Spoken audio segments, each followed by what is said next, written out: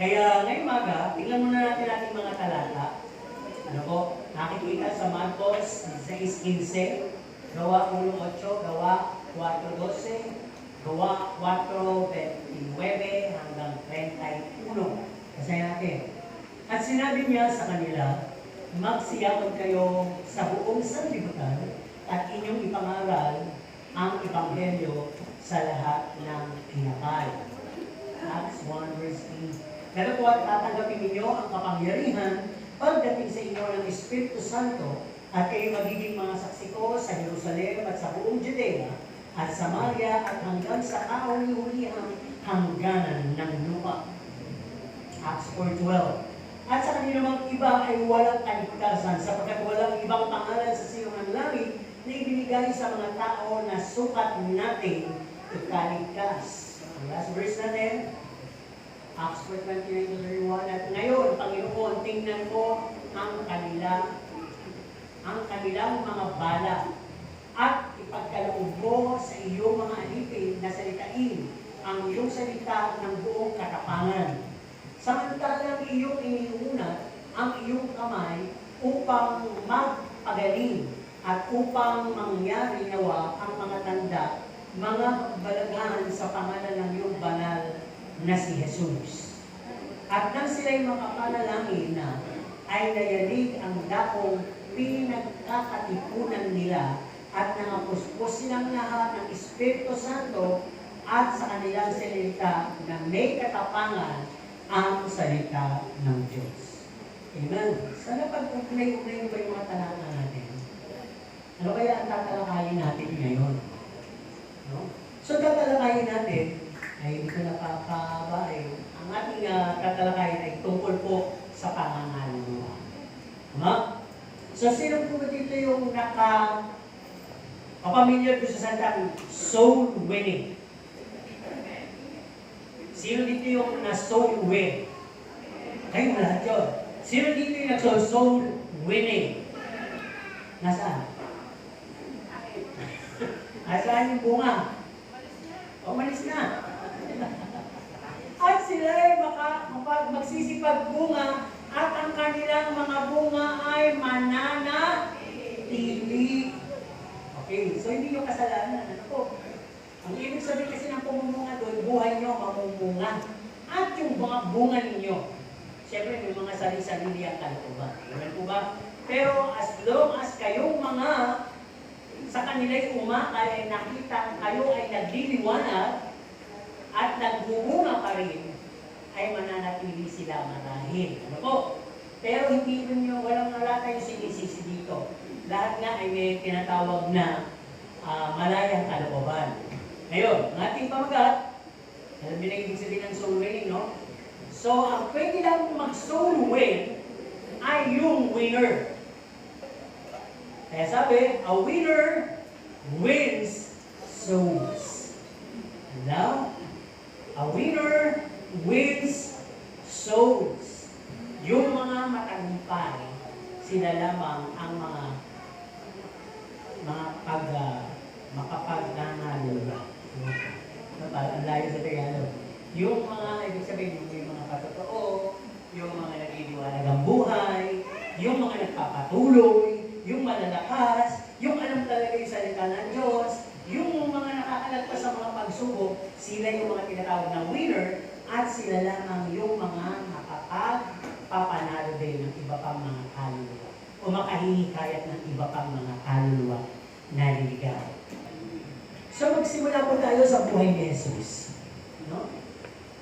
Tayo tinatawag na Kristiyano, kaya tayo po ay nahalintulad sa Panginoong Jesus. Sa aking pagsasalaysay, ay tingnan po natin kung makakarinig tayo o papalayo tayo sa mga naging hakbangin o kaganapan sa buhay ni Jesus. Ano po? So, Panginoong Jesus ay isinilang na nakagaya natin na bagamat siya'y Diyos, siya'y nagkatawang tao sa lalang ng Diyos Espiritu Santo, mula doon sa pagiging Diyos, bumaba sa lupa, hinubog siya o pinoma siya ng Espiritu sa sinapupunan ni Maria, kaya nagsimula siya sa pagiging sanggol. Ano? Kaya tingnan natin, punta na tayo doon sa rightful age So sabi ng Panginoon Jesus sa kanyang rightful age, found in Luke 3:21 to 23, age of 30, he began his ministry. Before that, siya po ay isang karpintero dahil ang kanyang ama ay karpintero. Siyempre, sino makakatulong doon? Sino magmamana? So siya, karpintero siya. So sa pagiging karpintero niya, siya ay malakas at hindi po siya talagang naging handsome. So sabihin natin, hindi siya naging parang dating mating idol. Di ba? Galing nga sa langit eh. Hindi. Galing sa langit, Espiritu na inilagay ng banal na Espiritu sa sinapupunan ni Maria.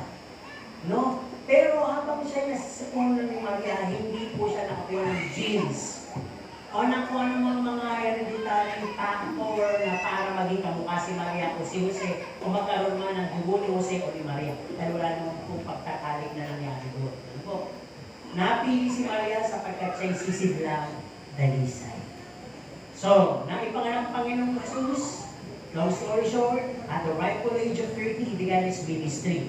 Then he began to call the disciples. Tumawag at pumili siya ng 12 alagad, found in Matthew 4:18 to 22 and Luke 5:1 to 11, jumping to 27 and 28. Because pipili, dahil hindi naman nasusulat din ito. Hindi nasusulat ng iba. And then, nung tumawag siya ng disciples, Jesus overshadows them. Kung pagkasakuan, nilimliman. Pag sinabing nilimliman, alam natin yung idea ng isang itlog habang nilimliman ng tinatawag na inahing manok, nag-uuminit, namamatured hanggang sa maging sisiw, inaakay, pinoproteksyonan, pinapakain, hanggang maging ganap na manok na rin, at doon palang iiwalay. So paano ang Panginoon ganun ginawa sa kanila? Sa paano pamamaraan? Sabi, Jesus overshadows them. They were with Him wherever He goes and He went. Saan mo siya pumunta? Kasama niya pong mga alagad na ito. No? Nakapakinggan nila yung kanilang katuruan, nakapakinggan nila yung sermon ng Panginoon, nasasaksihan nila yung mga himala, at sila pa yung umasiste sa mga pagsisilbi, pagpapakain, natutunan nila yung gawin pamamaraan ng Panginoon, at sila din po ay tumatag kung paano ang Panginoon ay pinag-uusig, nakakaramdam ng mga sakit, rejections and persecution. Siyempre, bilang leader nila ng Panginoon, salo sila mo. No? At sa atin, minsan ganoon din, mangyayari dahil nagpa-partake tayo kung ano yung naramdaman ng Panginoon nung siya nasa ibabaw ng lupa. Ano po? At kaya hindi patuloy ang Panginoon, may-motivate sila, i-encourage sila, upang malaman nila na makagagawa pa kayo ng higit sa mga nagawa ko. Sumunod lang kayo. At inassure ng Panginoon sa kanila, tandaan nyo, ang pangalan nyo nakasulat sa aklat ng buhay. At ang sabi ng Panginoon, hindi niya sila iniwang nakalimutan o tulala. Ang sabi ng Panginoon, ako'y aalis, at sa aking pag-alis, may magiging kapalit ako o kahalili. Yun ay walang iba kundi ang Espiritu ng katotohanan o banal na Espiritu na sa inyo, magpapaalala sa inyo at sasabihin muli ang mga sinabi ko na sa inyo. Kung titignan po natin, habang bumabalik ang Panginoon, inaagaw siya ng mga lapaap in John 20:11-31 and Mark 16:19. At dito sa verse 15 ng Mark 16, habang siya po ay kinukuha, hindi pintalata. Ang sabi, go ye into all the world and preach the gospel. Go ye. Yung iniwan niya utos. Magsihayo kayo sa buong sanlibutan, gawin yung alagad ang lahat ng bansa. So natapad na yun. Mula dun sa moment na yun till now, marami na pong Kristiyano sa iba't ibang lupalot ng mundo. At natutupad yun. Pero hindi po tayo titigil porque marami na. Ito po'y patuloy na motivation ng Panginoon. Patuloy na utos na dapat natin ino-observe o sinusunod. Wala pong magsasabi, ay ako meron na akong katungkulan sa simbahan namin. May ministry na ako sa simbahan namin. Meron na akong maraming ginagawa sa simbahan namin. Hindi ko na gagawin yan. May tinawag ang Panginoon para dyan. Hindi po. Yung pagsasuluin, kahit si pastor, kahit ako ginagawa ko yun, hanggang ngayon, ginagawa ko yun. At kung ang kailangan gumastos ako, gagastos ako, para lang magawa yun at maibahagi ang salita ng Diyos. Di ba? Yung aking namatay na bayo, bumibili ng traksyon. Para sa lahat ng kanyang mapupuntahan, pupunta sila sa restaurant, ay talagang tatanong na sa yung manager, pwede ko ba siyang makita? Abutan ng traksyon. Buti na lang, bago siya matay, nagawa niya yung mga bagay niya. Kahit sino ka pa, lalapitan ka niya at ibabahagi niya sa iyo ang salita ng Diyos. Di ba? Dapat ganun tayo. Hindi tayo basta nakaupo at iniisip natin nakakarami na tayo sa dami ng simbang ginawa natin, sa dami ng napakinggan natin katuruan, sa dami ng pera binigay natin, ay tayo po'y ganap na malalim na at tayo papunta na sa langit. Hindi po. Hindi gano'n. Ang Diyos, merong itatanong sa atin. We will be held accountable pagharap natin sa Kanya. No, napakalinaw. He says, go ye into all the world and preach the gospel. Ang sabi sa verse 17 ng Mark 16, sa kanilang maniniwala, bibigyan sila ng kapangyarihan to perform miracles. At sa kanyang pangalan, ay matatapakan nila at maitataboy ang masasama o ang kasamaan. Hindi sila masasaktan, ni malalason man, o sila'y kakain ng mga may lason, at ang kagalingan ay nasa kanilang mga kamay. Di ba? Parang ito yung kanta natin, di ba? Disciples, tapos yung modern kanta ng mga Christian nag-seminar noon, kay Morris Urulo, sabi, God's got an army. No? Army, ibig sabihin, warrior. Kasi ang buhay natin bilang Kristiyano, talagang battle. Araw-araw yan. Sa decision making, sa relationship, sa lahat, sa buhay, lifestyle na pipiliin natin, sa mga kilos, salita na pipiliin natin, battle yan. Kaya, ang sabi naman ng Panginoon, the battle belongs to me. Kaya sabi ng kantang yun, God's got an army marching through the land. No? Deliverance in their song and healing is in their hand. No? Kaya kung tingnan po natin, pangako ng Panginoon, doon sa maniniwala, hahakbang at mga naluluwa, may mangyayari. Pero doon sa mga magpapatagal pa, ewan ko kung may mangyayari pa. Di ba ninyo nakita yung kaniligtas parang napakainit? Kaso kaniligtas na yun, ang bilis niya magdala ng kaluluwa. Di ba? Ang dami natin nakikita ngayon, mga artista, mga sikat na tao, mga born again na sila. Di ba? Bakit? Kanina sa kanila, nasa CCF eh. Nasabi na akong kapatid na pastor, yun din eh. Doon din siya na nakarinig kaya siya nahamon na parang magpastor na rin. Ano yung meron sila? Ang sabi ng aking kapatid, kahit isang kapatid na tagalog, hangaan mo sila sa kanilang seminars. Puro discipleship, soul winning, sharing. Tinatatatag nila yun. Kaya bawat isa sa kanila ng mga miyembro, at may makakatabi, may makakausap, magsishare sila talaga. At kalimitan sa nasyashare nila, nadadala nila sa kanilang bahay sa bahay. Diba? Lalo na siguro, narinig nyo, nakikinig kayo dun sa mga pinakausap ni Tony Gonzaga, ni Tarek Davila, yung mga naligtas na mga artista, mga sikat na tao. Mga born again na sila. So kahit born again na sila, di ba? Kung titignan mo, di ba, si Lisa? Oo, hindi, isa pa, yung Jonas Gamboa. Kilala niyo? Di ba, napaka-ano nun eh, babaero. Sabi naman niya talaga, ang napaka-pilosopo niya. Pero pakikita mo, pag pinalo mo yung mga post nun, nagpapaliwanag siya talaga kung ano yung biyaya. Naintindihan kasi niya. Kaya nagsishare siya na hindi siya naiya sa mga kapwa-artista niya. At ngayon lalo siya naging mapagmahal sa asawa at nakita niya yung pagkakamali niya. Kung bakit muntik sila masira at magkahiwalay. Lahat pala nakita niya yung biyaya ng Diyos nagpapakawan.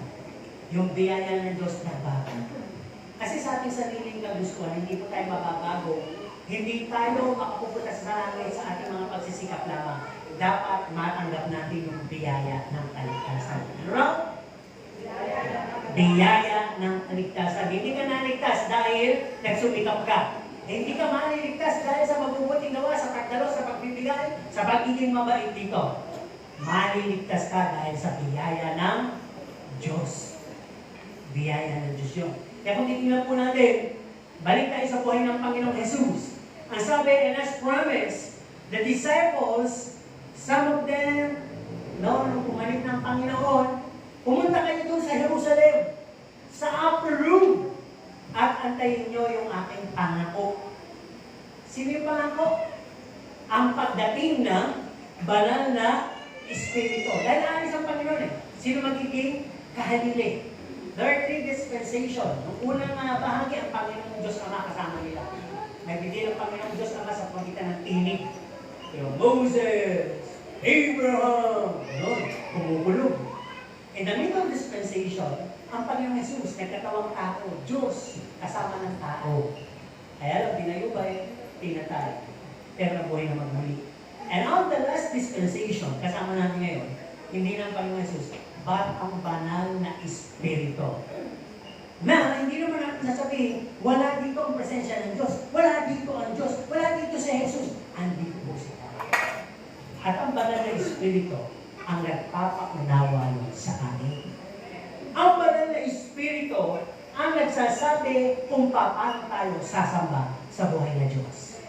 Amen? Kaya kung titignan po natin, ang sabi nga, doon sa pangako, tatanggapin ninyo ang kapangyarihan pag dumating ang banal na Espiritu sa inyo. Sino po nangyari? Doon sa bababasa natin, lumitaw ang manifestations ng dila ng apoy, dumating yung malakas na hangin, at ipinagkalubang po sila ng kapagsalita ng iba't ibang wika. At pagtapos noon, naging matatapang po sila. No? Power and boldness has overtaken them. Talagang pinangunahan sila nito. Kaya ngayong mga last nila, kahit papatayin na sila, alang-alang sa paglilingkod at pag-share ng good news, okay lang. Di ba? Hindi sila tumakbo. Talagang pinatay sila dahil sa pag-share ng good news for salvation. Kaya, ang sabi, dahil doon sa mga tinatawag na mga rejections, persecutions, na hindi naman umalis sa kanila. Ano po? At sino ba ang mga unang kumuha nun? O lagi gumagawa sa mga Kristiyanong kapanahon na yun? The number 1 persecutor is none other else than Saul, whose name was changed and called latter Paul. Si Paul, si Pablo, na dating Saulo, na ang ibig sabihin, matigas na bato. Nung napalitan ng pangalan dahil niligtas ng Panginoon, na naging Paul, na ang ibig sabihin, dung. Walang halaga, parang dumi lang. No?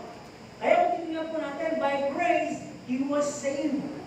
At sa kanyang ministeryo, no, pinag-uusapan natin, so nagsimula agad si Apostol Pablo ng mission, nag-plant siya ng mga churches sa different destinations and places na spread ang good news at nagkaroon ng tinatawag na pagpapahayag ng mabuting balita sa malapit at malayo at hanggang umabot na nga po sa atin nang nabasa natin, nang may nangaral sa atin, tayo ngayon ay naligtas na. Amen po ba? Naniniwala ba kayo yung narinig nyo ay yan din po yung mga sinabi noong mga kapanahon na nun? Hello? Dito kayo tumingin. Naniniwala kayo? Oo. Nakapagkalihan. Kaya sabi ni Pablo sa Roma 1:16, hindi ako nahihiyang i-share ang salita ng Diyos kapag may kapangyarihan kong magligtas. Pag yun ang pinangahawakan mo, ginagawa mo yung soul winning, talaga makikita may epekto. Pero kung hindi nagso-soul winning at may duda ka, puro kwento ang mangyayari sa'yo. Hanggang yung sino-soul winning mo, nasa-soul lose. Nalulusin pa lang, nawawala. Kasi hindi ka gaya na yan. Pero di kayo naniniwala, iba't kagad sa'yo yung nasabi sa Mark 16:17, kalalakipan ka ng kapangyarihan at pwede ka pang mag-perform ng miracles. Amen? At dumating ba sa inyo yung mga persecution at yung mga pagbabaran ng mga taong sinesolway nyo, hindi kayo masasaktan. Tuloy lang. Di ba? Ngayon sabi nga, umabot na po sa atin Yung balita ng kaligtasan, naligtas tayong lahat. Taas ang kamay ng mga naligtas, sumagat sa Panginoon. Dalawang kamay, kumare! Yehey! Diba? Dami naligtas. Ang sabi ngayon, we're saved, so what then follows? Ligtas na kayo. Ano susunod? What then follows? Follows, sabi. Sunod. Yun nga ang hirap, gusto mong sumunod, pero hindi mo alam kung paano sumunod. Sige na. Sinong malakas ang loob dito, mapagmamalaki niyang sumusunod ako sa Panginoon. Sa paano para? Go. Yung iba sumusunod eh. Dumadalo, tumunod, pero tulog. Napagod siya sa pagsunod. O ngayon, kayo sabi, mga sumusunod, ano may bagay na alam mo sa pagsunod? Yan, wala na, di ba? Ang inaakala kasi natin, ngayon nakaupo tayo dito, sumusunod na tayo. Tama? Uy. Ayun. Tama? Tama na tayo, kaya hindi nyo na sinasagot eh. Iniisip nyo, okay na yun, nakaupo ko dito. No. Tingnan natin mabuti. Ang sabi dito sa pagsunod natin ngayon, ang susunod natin gagawin ay we must abide. Manatili tayo. Malawa? We must continue the task. Kung ginawa ng Panginoong Jesus, ginawa ng mga sumunod sa Panginoong Jesus ni Pablo, hanggang pinagpapatay na sila, andito tayo ngayon, ipagpatuloy natin. Tama?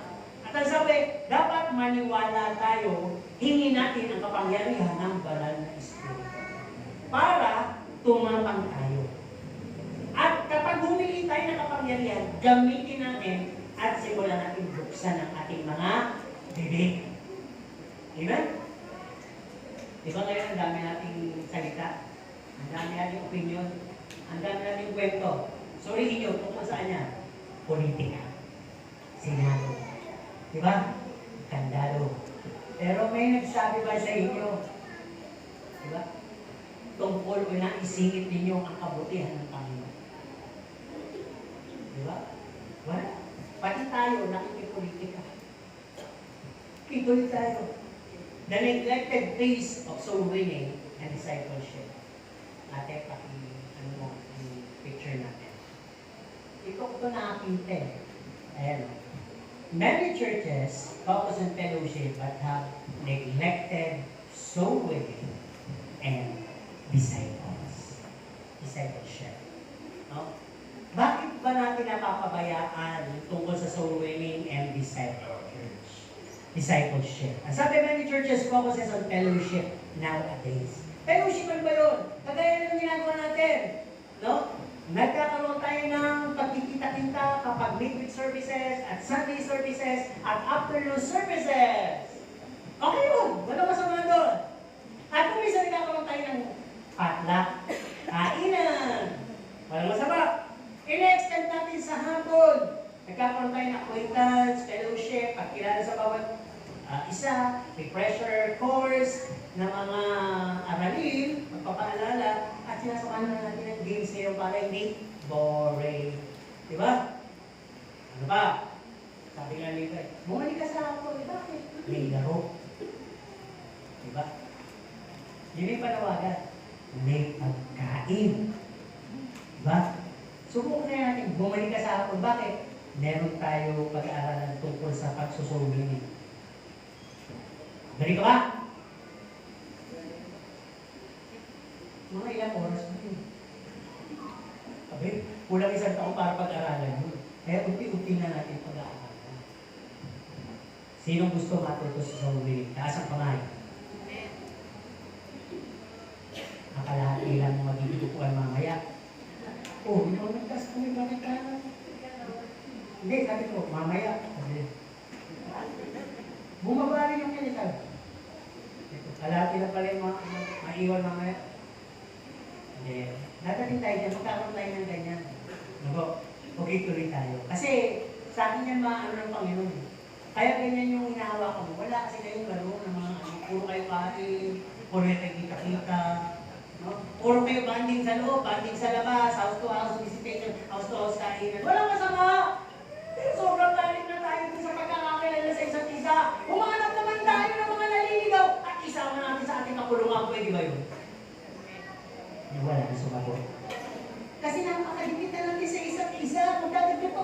tayo, na nga lang, magdadagdag pa tayo at bakit dumagdag din matakaw pa. Wala. No? Di ba? Minsan meron tayong outing. Meron din, hindi ko na ipakita dyan eh. Minsan church prayer meeting, 6 lang nakaroon. Yung outing, yung isang sasakyan, eh, parang cauliflower. No? Okay, pa naman extended daw pa sa makinig. Ano lang exaggerated na illustration. Kala mo yung sasakyan ni cauliflower eh. Hanggang sa kanto doon, bundok na yung itsura eh. Patong-patong sila kasi may outing. Aba, yun na ba yung mga Kristiyano ngayon? Because we're neglecting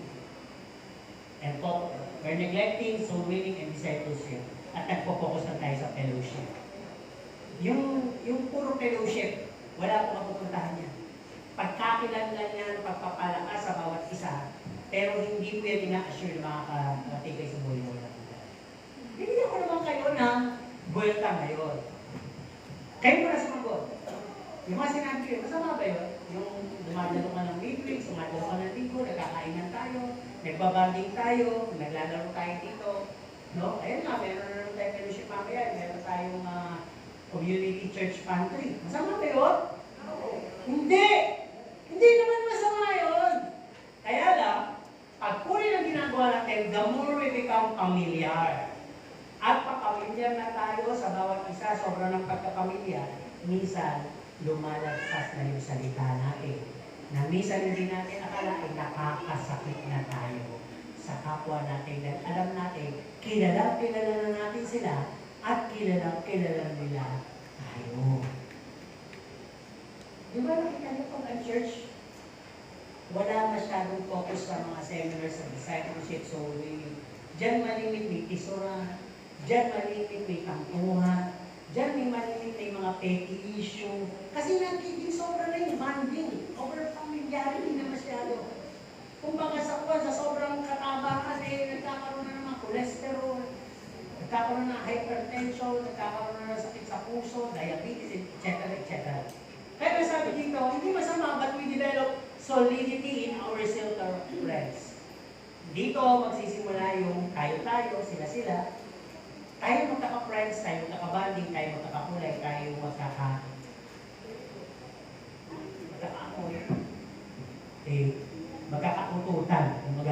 Okay. Getting more deeper and becoming preserved. No? Ngayon, tuloy pa rin natin yun. Ano nangyayari pag gano'n? That sometimes makes us just confined to one another. Parang, siguro kung may maglarason sa akin, bigay ka pa ng matapang na narason yan. Bakit hindi kayo nagsusuwining? Sige. O yun, tama si nanay. May mainit! Nanay, yung dapat ng ganong speech. May mainit, Lord. Gusto ko po, mainit. Baka naman ako mamatay. Diba, sabi na lang, diba, ikukunin naman kita. Mukha ka lang natusta, pero pag hindi mo dito sa langit, kung malwalaki ka. At ito, nagbawa lang nanay ha, nagbawa lang, pero hindi naman totoo yun. Bakit namatay? Parang natusta ka.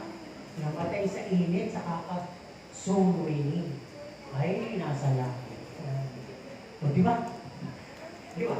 Kesa naman, namatay ka sa harap ng barbecue-han.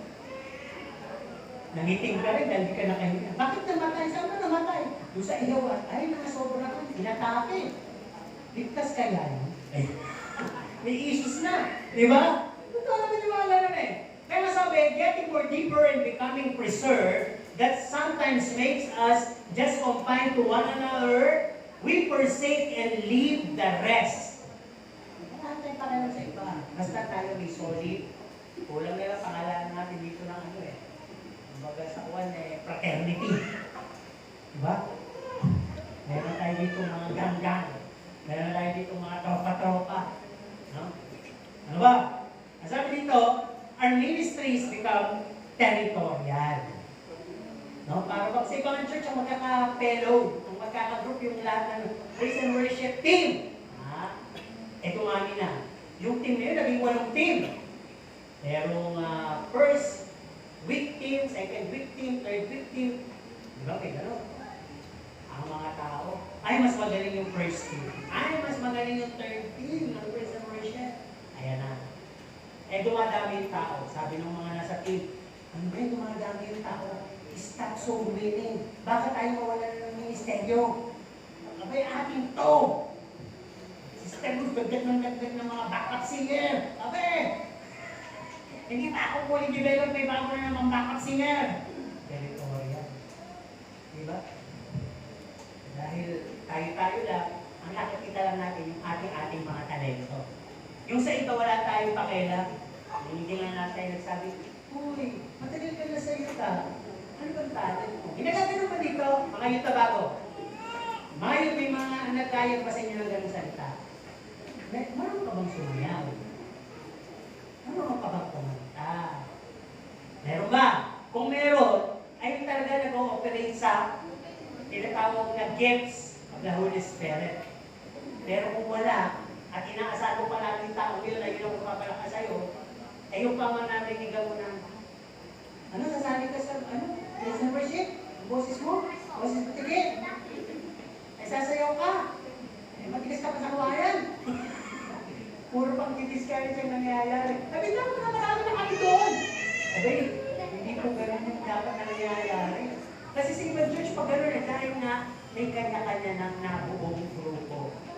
Dahil nga, busy na lang tayo sa loob, hindi na tayo lumalabas, naghahanap.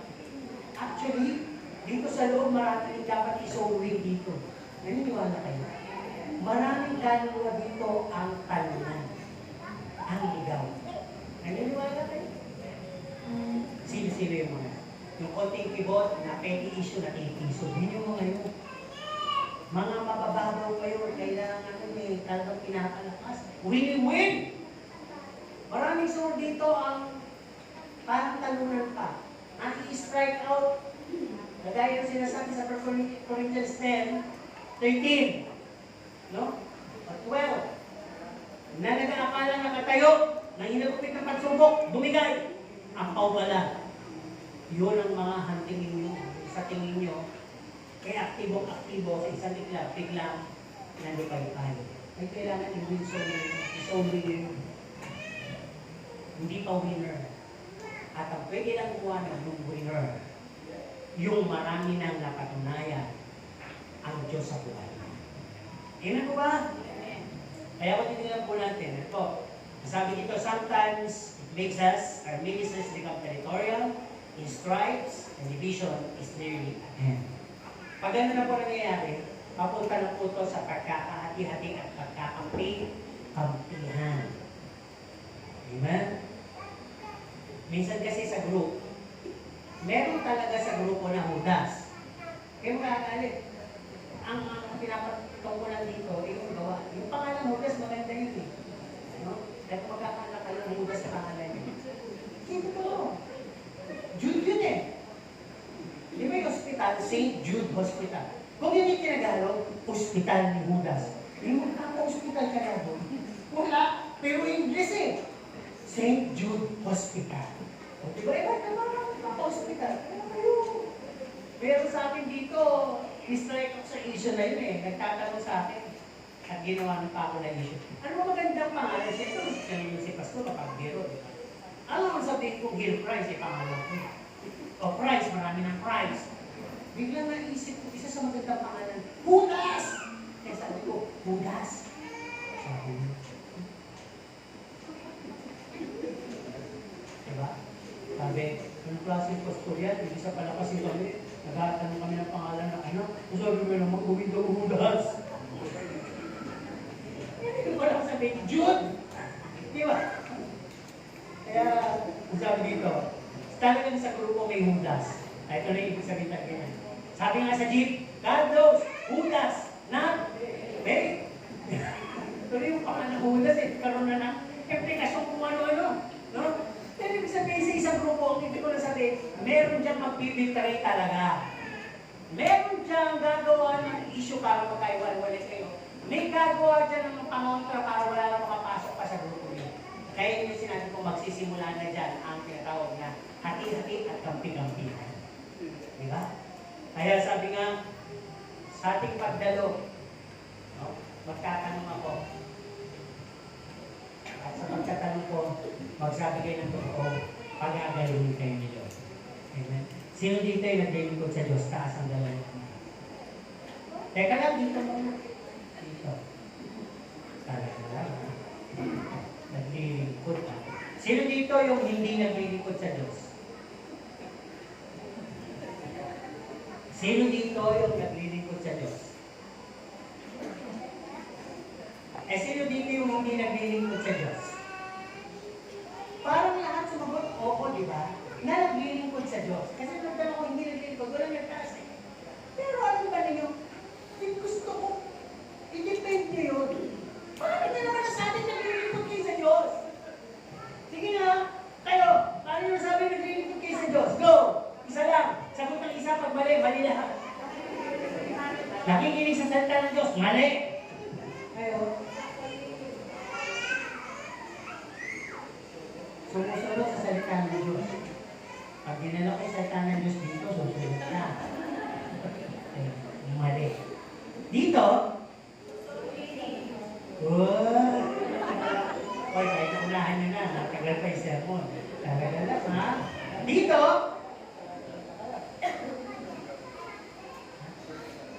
serving others. Ay, kung pakimano. Okay, ito na, ha? Buksan na natin ang hiwaga ng mga maling akala. Sabi nga dito, tinanong ko kayo, lahat kayo naglilingkod sa Diyos. Mistaken idea, thoughts in serving God. We thought we did it, but we didn't. Okay? Ang ibig sabihin, yung pagdamit ko ng service, naglilingkod ako sa Diyos Lord. Hindi. Yung paggamit ko sa praise and worship, at ako pa nga ang ako pa nga ang song leader. Naglilingkod ako sa Diyos Lord. Hindi. Yung nagbibigay ako ng marami, halos binaliktad ko na, 90% na sa Diyos, 10% sa akin. Hindi. Kinigilid ko sa Diyos. Di nagpa-participate ako sa activity, choir, may dance na kami mamayang hapon eh. Hindi kayo nagilid ko sa Diyos. Alam niyo ginagawa nyo? Lahat yun ay fellowshipping and worshiping God. Walang mali. Lahat yun ay pagsamba at pakikiisa. Given na yun eh. Niligtas ka niya. Dapat lang na sumamba ka. Dapat lang na makipellowship ka at magpapayaan yun. Hebrews 10:25. Given yun. Pero hindi ka pa talaga naglilingkod. Dahil yun ay bahagi ng kaligtasang meron ka. Pasalamat ka sa Diyos, sumamba ka sa Diyos, diba? Ay nagbibigay ka sa Diyos, nagpa-participate ka. Hindi mo maglilingkod lahat yun. Yun ay part ng pagsamba. But the real score, ano ba yung paglilingkod? Ito na makinig mabuti. Ang paglilingkod, halimbawa, ay yung ikaw ay nagagamit sa communion ushering. Nagagamit ka sa janitorial cleaning ng ating mga toilet. Naglilinis ka ng simbahan. Nagluluto ka, naghuhugas ka ng mga pinagkainan. Parang ito yung mga tinatawag na diakonesa. No? At ikaw ay nagkakaroon ng tinatawag na pagso-soul winning, reaching others, nagbibigay, dinadamitan mo yung mga ubad, pinapakain mo yung mga gutom, binibigyan mo ng pag-asa, yung mga walang pag-asa, at sabi nga kanina, paulit-ulit, soul winning. At simply, naglilingkod ka kung nag-ooperate ka sa gifts of the Holy Spirit. Kung dito sa loob ng church, bago ka umuwi, ay may pinapanalangin ka sana. May pinapayuhang ka sana. May pinadalakas ka sana. May niyayakap ka sana na nakihina. Yun yung mga paglilingkod. Pero yung nakaupo, nakikinig, kumakanta, pagsamba mo lahat yun. Hindi paglilingkod yun. Pagsambat o kasalamat yun. Hinawin natin, ha? Kaya yung lahat ng ginagawa nyo, kung wala yung paglilingkod, hindi pa rin kayo pupunta sa buhay na wala na. Hindi yun ang access ng kaligtasan. Kumanda na yun sa kakakanta lang, kakagalo lang, pero walang naging bunga. Wait, di ba mo sitwasyon mo yung nakatulad pa ng magkanakaw na nakabayubay, hindi na makabababayo. Kahit hanggang maliligtas yun. At mahalin ko yung mga nahuli, na nauna. Nung naligtas ka, padating ng Panginoon, hindi ka talaga hanapan. Pero yung matagal ka na.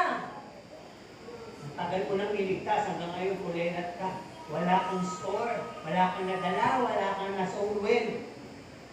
Iba po yun. Okay na galit. Real talk tayo. Real talk, why we're neglecting it. Bakit ba natin na-neglect ang soul winning? Diba? Yung pinakita kanina dyan. Ang sabi, low power ako. Wala kasi na pangyarihan. Bakit? Wala na kasi yung boldness, wala nun, dahil wala na at hindi na po nabaptize ng Holy Spirit. Di ba nung hindi mo nababaptize sa mga disipulo, matatapang, pero yung katapangan walang kabuluhan. Yung gawa nila parang, maingay lang sila na parang maalingaw-ngaw. Pero wala na. Kwenta. Maingay lang. Loud lang. Pero sa ito pa yun, walang kwenta. Yun. No? Maraming alam, pero walang pag-ibig. Wala kasi yung kapagyatan. Alam mo ninyo yung pag-ibig, isa yan sa napaka-laking bagay na may koneksyon sa pag-susumuli. Yung pag-ibig lang na puro, makakawin ka na ng soul talaga dyan. Sa pag-ibig lang. Hindi ito yung pag-ibig namin interest, hindi ito sa syota, sa asawa, hindi. Pag-ibig sa kapwa. Magigili tayo.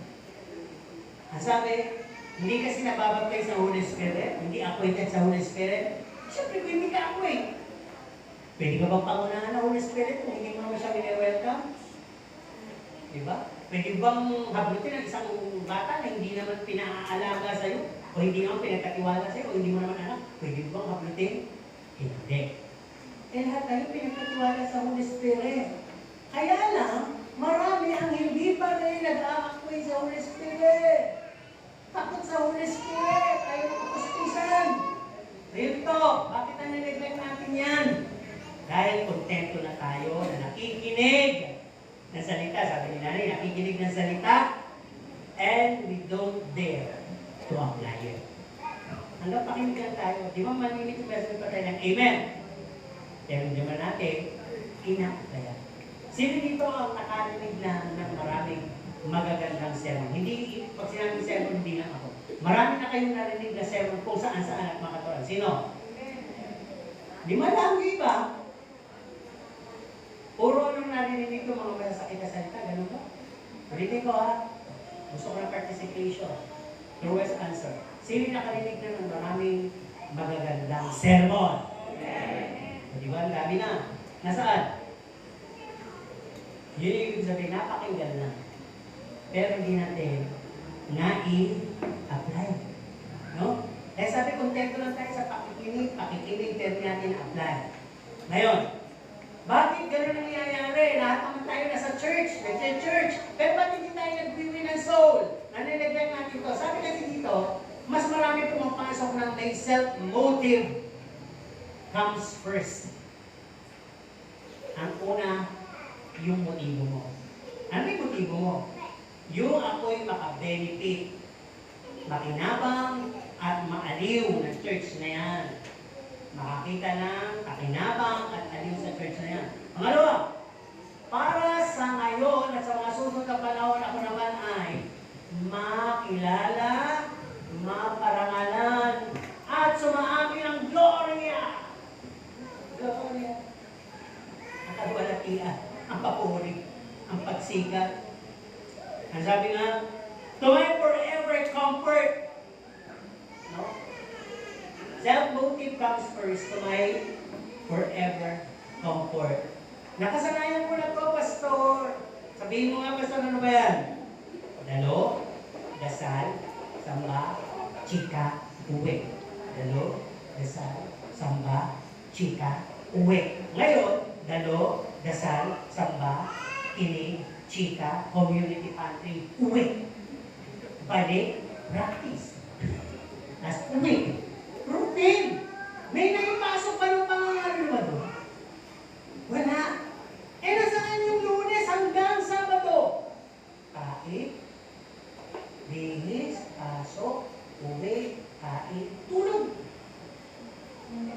Routine. May magpasok po tayo. Wala ka bang nakausap? Wala ka bang na-meet? Sabi nga ng commercial, eh sino naman ang best friend mo doon? Yung best friend mo doon, hindi mo Diba sinisira? Bakit naaway mo pa nga eh. Diba? Eh, sinasabi ko, yung nanay mo malapit na mamatay, kamusta ka nalawa? Masungit yung mata mo na mawala. Yung mga kapitbahay ng kontrabida, aba, yun ang kinakailangan talaga. Yung may death-defying na mga pangyayari, yung maaari kang sigawan, maaari kang husgahan, at maaari kang isnabin. Yan ang in-encounter ni Jesus Christ, si Paul. Yung mamamatay na Christian. Pinakita lang dito na walang masamang tao ang hindi magre-reflect sa liwanag ng kaligtasan ng Diyos. Lahat ay qualified to be saved.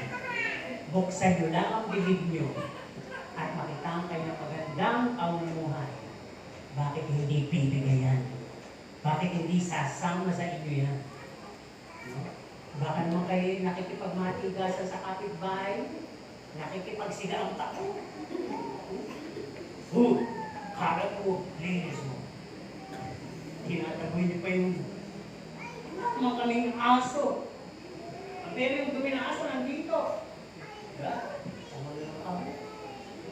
Hindi gawa rin makita na magandang gawa. Inutin mo na lang. Ginagawa ko na yung tayo, may tayo ng aso dyan, ha? Yung kapat. Ginagawa ko naman, napaparinig ka. Pagparin nyo. Diba? Kahit makita o hindi ka makita noon, gumawa ka ng mabuting gawa at ang Diyos ang nakakakita noon. Ang Diyos ang maglalagay sa puso niya ng kabutihan na ipapakita. Tama? May challenge. Sabi ng Panginoon, ibigin mo ang iyong kaaway. Gawan mo ng mabuti yung mga gumagawa ng masama sa iyo. Iba yung mga nagsasalita sa iyo, humahamon sa iyo, ay ibigin mo. Ngayon sila, paukurente ka na sa sinasabi. Naghahanap ka ng, nasaktan ka sa masakit na salita, naghahanap ka ng pabalik na mas masakit na salita. Ganun ba? Doon ba tayo ginawa? Sa pagigera pa tayo? Hindi po. Ang sabi ng Hiwaga, o formula ng Bible, love covers a multitude of sin. Kasama na po doon yung kapitbahay yung kinukulman ng dugo. Kikulit tayo dito. Bakit natin na-neglect? Aminin natin, walang knowledge. Ba't walang knowledge? Wala kasing Bible. Pero may cellphone. Yung Bible ba nyo may application ng Bible? Ay, cellphone ba nyo may application ng Bible? Sino yung meron taas sa kamay? Kung hindi naman yung binubuksan, uninstall mo na po. Huwag po kayo mag-hypocrite. Ano po? Ano yung pang-display dyan? Dapat binubuksan nyo yung... Nasaan yung Bible nyo? Sino may Bible sa bahay? Binubuksan pa ba nyo yun? Uy, dapat ka. Binubuksan pa ba nyo yung ano? Ano mas madaling buksan? Yung Bible application sa cellphone o yung Bible sa bahay? Yung totoo. Di ba sa cellphone? Kasi kung ako nagpa-Bible ka, pwede mo makapagsigahan. Pwede ka mo makipag-chat. At manood pagka tinatamad ka lang magbasa. Di ba? Totoo yun. Dahil ako napatunayan ko, isa nagbabasa ng Bible class, biglang may messenger. Tapos may chika sa'yo. Pinatulan mo, nagtanong ka na. Hanggang nakalimutan mo, yung isasara mo, i-close all mo, nakita mo may Bible application. Yung ibalik ko, hindi ko lang, tapos mabasa. Ayun, di ba? Kaya mga magulang, mga kapatid, mga magulang, kaya matuwa, pag ang anak nyo ay napakaraming Bible application. Pwede naman yung ilagay yung kami dyan sa ano? Sa mga ibang application, dating application, dating application. Kaya huwag tayo padala dyan, tuloy tayo dito. Eto pa, wala namang knowledge, may add-ons pa. Alam niyo add-ons? Kung bibili ka ng halo-halo, na ang toppings lang ay leche flan, would you like some add-ons? Like ice cream? Sino yung gusto naglapak kamalagay ng add-ons? Yung may dadagdag pa.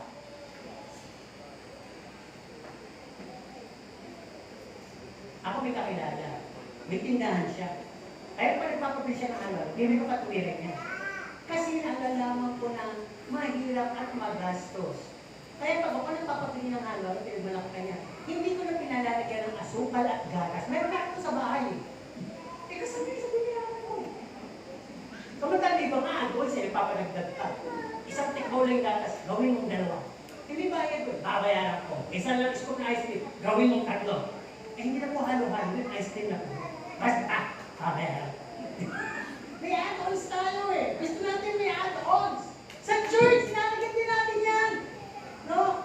Ang kailangan lang dito, yung sinabi ko kanina mga pagsamba at paglilingkod, nagdadagdag pa tayo ng sama ng loob, pagiging sensitibo, nagdadagdag pa tayo ng pride, nagdadagdag pa tayo ng tampo, ng pananamit, nagdadagdag pa tayo ng petty issue, at nagdadagdag pa tayo ng pagiging judgmental sa loob. Ngayon, asa ka. May madadala kang ano ba? Wala! Walang himala. Walang magiging himala. Siguro sabi niyo, nakatawa na nga isip ako. Hindi. Yung kaligtasan ko ay isang himalayan. Yan ang greatest miracle sa buhay mo. Sapagkat ang tao sa kanyang sariling pagpapakabanal, hindi niya kaya gawin. Pero nang ikay maligtas, dumating sa iyo ang isang dakilang himala. Nabago ka, di ba? Sino dito nakita na bago siya? Sa pagiging masipag, tangad na siya. Ako bago din po yun. Sa pagiging mababaw, lumalim na siya. Ayun ay hindi ko sabihin. Sa pagiging tahimik, madaldal na siya. Sa pangangalan ng mabuting balita. Sino dito yung makwento? Ako ay may ikwento. Ako ay may alam, may sikreto, ngunit di ko sasabihin. Pero pag pinilin ko, sasabihin. Yan minsan, di ba? Marami ako ngayon nakita mga magkakagrupo, magkakachat, di ba? May chat room, Bible study group, pero pinag-uusapan, buhay ng may buhay, di ba? Buhay, buhay, buhay ng iba. At usapan natin yan. Dikdikin natin yan. Buhay, buhay. Buhay ng iba. Ang buhay ng iba pag maganda. O mga isay, mag-kismis tayo. Tayo ang alay ng simbahan. Diba? Ganun minsan yung nangyari natin. Tingnan nyo, check nyo lang kung kayo kasama sa mga chat o ng mga Bible study na yan. Lumago ba kayo? Nagbubunga ba kayo? Nakapagdadal ba kayo ng maluluwa? Kung wala, dahil umalis ka po kayo sa chat room na yan. Baka lalo pa kayo mapa. Tuloy tayo.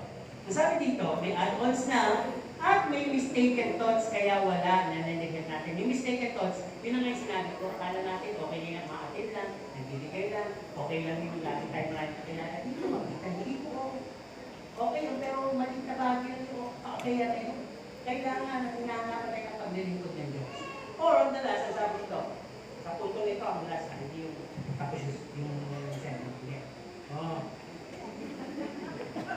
Mga mata nyo ha. Sabi, nakakakita ko yung emoji dito eh. Uy, mga tao ko kayo, kayo mga emoji dyan ha. Sinabi ko lang last at hindi pa ito nagay. Iba-ibang emoji nyo ito. 2 Timothy 3:15. Lagi kong binabanggit. Ano ba sinasabi sa 2 Timothy 2:15? Baka kasi ito na yung pinili yung lifestyle. Nasa huling panahon, ang sabi, marami ang manlalamig at alikuran ng pag-ibig at magiging puso. Magiging mandaraya, mahilig sa pera, hindi hahanapin ng Diyos, ang hahanapin kaligayahan, itigas ang ulo, nasakit sa magulang, ibibigay ang bawat isa. Ano ba? Katulad sa panahong Noah. Parang ganun yung nangyari. Baka, tingnan natin, baka nandun na tayo ha. Baka sumasali tayo sa ulan na ito. Abay, kumagpas tayo. Umalis tayo doon. Dahil yung kung nga nasa ulan yun, ang ibubulid ng Panginoon sa walang hanggang kapamakan. Okay? Halos nandito tayo sa second point pa na. May third point pa. May fourth point pa. Lord, patawarin mo sila. Sino po ay nag-iisip na kung ano pa. Wait, makinig lang. May matututunan tayo. Okay pa ba? We do not win souls for Him. Anong pwede mangyari? Sabi niyo number 1, then we might as well lose our entry towards heaven. Pag hindi pa tayo nangangaluwa, pwedeng mawalan tayo ng passes, ticket papunta sa langit. Bigyan natin ng rason. Bakit? Kasi sabi nga din, may real mission na inimpas sa atin. Nung pumalik ang Panginoon, humayo kayo, gawin nyo, alagad ang lahat ng bansa. At ang sabi, doon, di ba sabi, doon sa pagkakapalit ng Panginoon, doon din siya bababa at sasalubungin tayo. Ano ba yung huling bilin nung pumalik siya? Gawin yung alagad. Babalik siya. Ano yung sasalubungin niya? Ano yung pasalubong niyo ngayon? Doon sa pinili niya. May mga papakita ka ba na pasalubong? Di ba? Pag aalis yung magulang, sabi ng anak, Nay, pasalubong. Pagdating ng magulang, sumasalubong yung anak, masaya. Nay, nasa yung pasalubong. Pag may pasalubong, halik dito, halik doon, talon, di ba? Pag walang pasalubong, ano pakiramdam ng anak? Lungkot, tampo, galit, diba? Anak lang yun. Pero may right magtampo. Ang Diyos. Diyos ko, wala ko na. Lord of the harvest. Lord of the harvest. Kaya pala sa Bible, na ikwento din, may mission tayo, na-interest natin. Ang sabi nga ni Lucky, deal or no deal. Ano nangyayari sa atin? Mga ngaluluwa ka. Mainit Mga ngaluluwa ka, mapapahiya ka lang. Sabi ng Bible, deal or no deal. Sabi ng kaaway, mga ngaluluwa ka, mahirap yun. Hindi ka paniniwalaan. Deal or no deal. Kausapin natin si Bangor. Pumunta ka sa langit. Deal or no deal. Gusto mo na ba pumunta sa langit? Kunin na kita. O mga manluluwa ka, o hindi. Deal or no deal? Buksan natin ang maya. Ang binuksan. Ayaw ko lang mag-isa, wala akong makakasama. Ay, sa ibang bansa ba? Sa Africa, sa Nigeria, parang kay Jonah, dadali sa Ninive. Na kung saan marami pwede pumatay sa akin, wag na! Ano sabi? Deal or no deal? Nangyari po sa ating mission na pinagkatiwalaan, sabi natin, sarado, no deal. At papatuloy ako sa pagiging miyembro na lang. Diba? Anong mahuuwi mo? Pagkatalo. Diba? Pero titingnan po natin, remember, He is Lord of the harvest. May istorya tayo ng talento. Nagbigay ang Panginoon ng 1, 2, 5. Sabi ng Panginoon, papalingan mo yan. Nang bumalik ang Panginoon, yung 5 naging 10, yung 2 naging 4, yung isa nawawala. Wala! Nasaan yun? Binaungko po sa lupa dahil baka mawala. Ang sabi ng Panginoon sa nagtago ng isang talento, kunin niyo ito, itapon niyo doon sa lugar na kung saan may pagnangalit. Samantalang yung 2 na naging 4, na-bless. No? At idinagdag naman doon sa 5 na naging 10, yung talento. Kaya pag may mga ganitong istorya, we will be held accountable pagharap natin. Bakit mo sinabing, i-represent tayo sa Ama. At ang sabi, kung sino man magkahiya sa akin, sa mga tao, ay ikahihiya. At sino man magpangal sa akin sa ibang tao, so ay ipag-aaralan ko siya sa harap ng aking Ama. Pagmamalak ko siya. Kaya ko lahat ang ginagawa. Siguro naka-invento kayo ng salita. Sino mang tumahimik at hindi mangaluluwa, tatahimik na lang ako sa harap ng aking Ama. Yung wala mong ganun. Ikahihiya. Ikahihiya at ikakarangan na. Ano bang gusto niyo? Sino gusto ikarangan ni Jesus sa kanyang Ama? Sino gustong ikahiya? Diyos. Kaya tahimik na. Hindi na rin mag-solidity. Kaya, ikakahiya kayo talaga pag wala kayong nagawa. Okay, ang sabi dito, papatuloy. Kung hindi tayo mag-uwi ng soul for Him, ang sabi dito, no? Para tayo yung puno ng igos. Ha? Nang pumunta ang Panginoon, naginita, sumilo, naghanap siya ng bunga para makakain, nagugutom sila eh. Aba, nakikita niyo, walang bunga sa kapanahon. Anong ginawa ng Panginoon? Mula ngayon, sinumpa niya yung puno ng igos. Gusto niyo gano'n? Masumpa. Kaya, hindi ka na talaga mamunga. Di ba? At sabi din dito, sa last na itong dalawang bahagi, pag hindi pala tayo nangangaluwa, it means we disobey His command.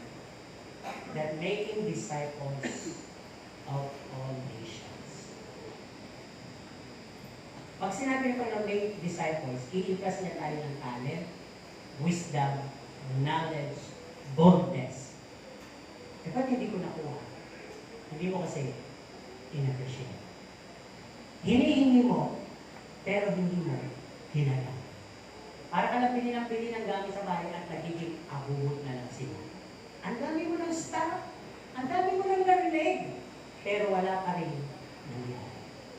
Di ba? Okay. Dito sa ikatlong punto. Christ obedience. Pag-usapan natin. Mabilis lang to. Si Jesus Christ na please niya yung Father. No? Yung kanyang buhay ay solitary kind of life. Walang kaibigan, barkada. At nagkaroon siya ng self-denial, yung langit na iwan niya. At nagkaroon siya ng mind of a servant. Diba? He sacrificed even to the loss of his comfort. Kahit saan siya abutin, kahit usigin siya. And ang last na nakapagbigay ng pleasing sa mata ng kanyang ama, ay he is obedient up to the point of death. Pwede naman siya tumakbo at sabihin, Panginoon, kunin mo ng sarong ito, pero hindi. Sumunod siya.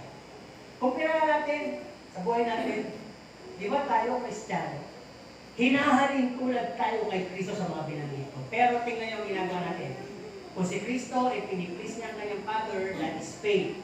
Kalimitan po sa atin, faithless, coward, and undercover Christian. Kinakanya natin. Ano ba? Imbis na solitary kind of life, barkadahan life ang ginagawa natin.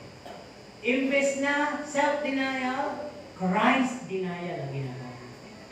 No?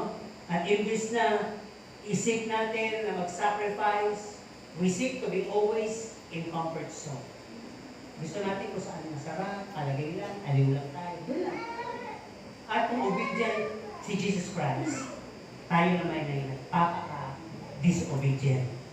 Ginagawa natin ang ating mga kung ano yung maisipan lang. Last point na natin, fourth, sa ikapat na bahagi. May paalala ko.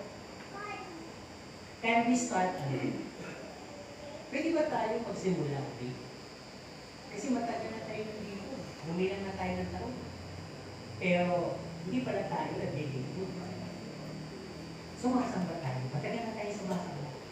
Pwede mag-dito naman po. Diba? Sabi dito, para magkaroon tayo ng further roots and application, pag-aaralan po natin yung salita ng Diyos, yung mga napapakinggan po natin. Ulit-ulayin po natin yan. Magbasa tayo ng Bible. Nahihingi po, sabi, nahihingi nga yung karunungan, nahihingi nga sa Diyos eh. Humingi tayo ng heart of a servant. Tigilan na natin tayo hihingi ng pag-hingati sa kaaway natin. Hindi po tayo papalingan ng Diyos doon. Tigilan na po natin yung biyaya, dahil alam ng Diyos, hihingi ka lang yung biyaya. Lalo ka naman lumatay, hindi ko nabibigay yung biyaya sa'yo. Hihingi ka ng kung ano sa buhay mo eh. Pagkatapos, ako sisisihin mo. Hindi nakarating sa'yo, kaya may pagkukulang. Kaya Diyos, no one can mock God. Lahat ng kamangmangan sa atin, magbebefore yan. Sa Diyos. Wala makakating sa Diyos. Yung mga sa impyerno na naghimutok sa Diyos, hindi na pinapakita ng Diyos yun. Yung libong taon na nandun sa impyerno, namimura na ang Diyos, tumatala sa impyerno, wala na, hindi na papakinggan ng Diyos yun. Wala na. Diba? Kaya sabi dito, isa sa mga ganda dito, para magkaroon tayo talaga application, be baptized by the Holy Spirit. At kung napuspos na kayo, simulan nyo na, begin to share the good news. Simple lang po ulit. Win souls. First of all. Ako hindi ko tinitigil. Lalo pag may nakakapansin sa akin, binabalik ko. Itsura, binabalik ko sa kanila. Pero sinisingit ko things. Sa blessing, binabalik ko sa kanila. Pero sinisingit ko things. Diba? Minsan, matagal na yung pagbibigay ko ng palugit, pero parang hindi ako makasingit. Hintayin mo muna yung pagpapalamig. Boys, ba't hindi ka na lang nagpapakita, hindi ka na hindi ka na nagsisend ng mga chat. Sabi ko, isang bit ka ako salita eh. My time is over. Humingi ako sa inyo ng time pero wala kayong time. So my time is over. Mas marami pa akong gusto kausapin dito sa inyo. Ba't naman gano'n po? Stop po ka nga ito. Kasi pakilala. Oo, kasi Diyos. Kasi naman talaga ako mission ko.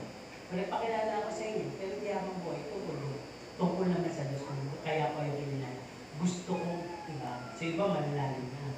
Sa pagbabasa, ang sabi ko, tumigil man ang aking pagtatsa, isang araw mapapatunayan mo. Ito ako magsalita sa kanila, isang araw mapapatunayan mo. Kung sa impyerno o sa langit na napunta, masasabi mo sa sarili mo, totoo pala yung sinabi ni Guis. Diba? Mabigat yung iniwan mo. Guis, naniniwala naman ako sa gano'n. Ay sabi ko, talagang may kumita ko sa pagpadala ng mga text, di ba, sa inyo? Kasi doon ako na-busy sa pagpapalok sa mga nakakausap ko.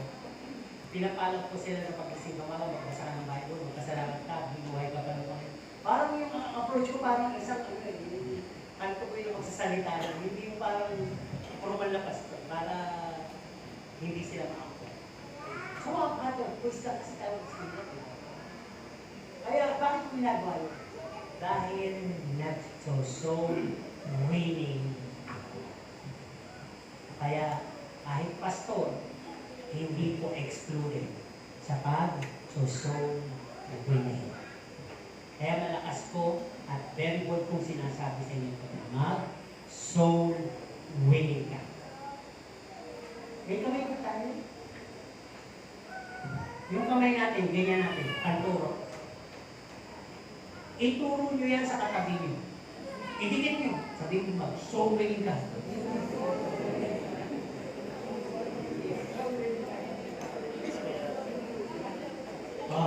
Ba't di nyo maituro?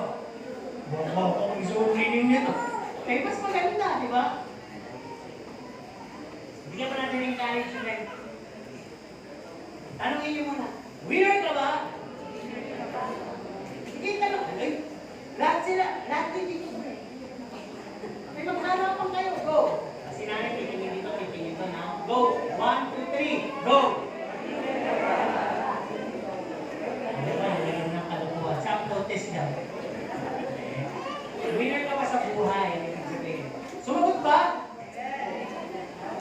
O, sige. Handa uli yung kamay. Winner ka ba? Sabi mo, winner ka. Turo nyo ulit. Mag-swimming. Wala mo pinangingilit eh. Bakit di mag-swimming yun? Pilit eh.